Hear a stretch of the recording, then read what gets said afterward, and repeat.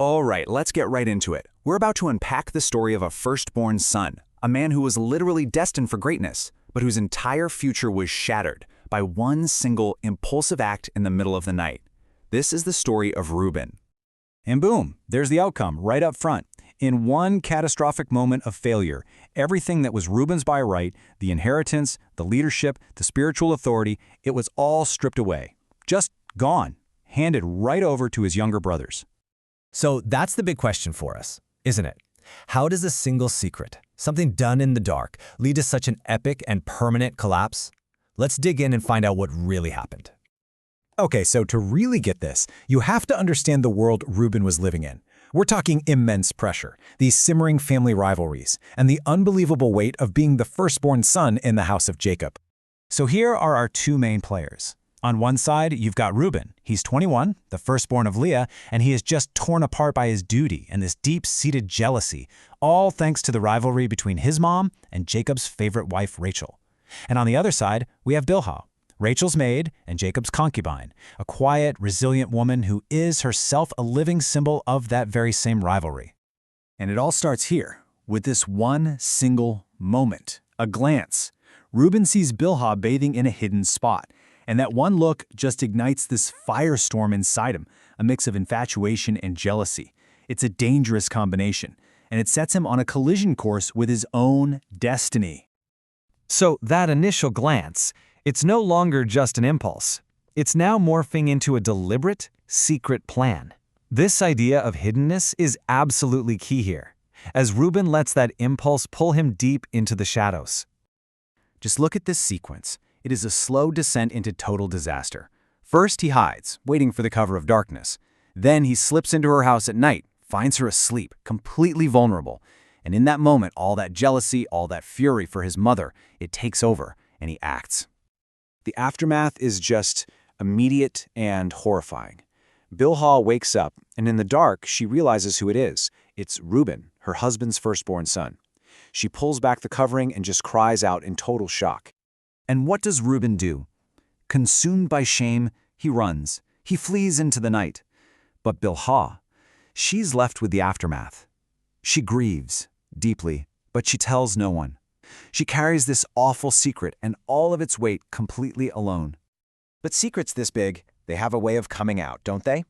This next part is the turning point. This is where the hidden act is finally dragged out into the light and the real consequences start to rain down. And this is the moment of truth. When Jacob comes back looking for her, Bilhah delivers these absolutely devastating words. She doesn't hesitate, she doesn't hide it, she exposes the truth directly to the head of the family. The secret is out. And Jacob's reaction is instantaneous. He is filled with a white-hot fury. That bond with Bilhah is just shattered, permanently. The text says he never, ever approaches her again. Now we have to understand, this wasn't just seen as adultery. In their culture, the phrase uncovering a father's skirt meant something so much deeper. It was a profound violation of family honor, a detestable act that shamed the entire household. It was a direct attack on his father's authority and his very identity. So the personal fallout is catastrophic. But the story doesn't end there, not even close. Now we get to the divine permanent consequences, where Reuben's one act literally rewrites the entire future of the tribes of Israel. Because of what Reuben did, a new law is literally ordained on the heavenly tablets, and it is absolute. The act is declared unclean. The punishment is death for both people involved. And listen to this, there is no forgiveness for this sin, a permanent, final judgment. So you're probably asking, wait a minute, if the punishment is death, why did Reuben survive? And the text is very clear on this. The full law hadn't been revealed yet in his time. His survival was a one-time exception, not a rule to follow. For every generation after him, under Moses, the penalty would be absolute. And this right here, this just lays out the final cost in stark detail. The birthright, the double portion of inheritance, forfeited. It goes to Joseph. The kingship, the line of rulers, forfeited. That goes to Judah. And the priesthood, the spiritual authority, forfeited. It's transferred to Levi.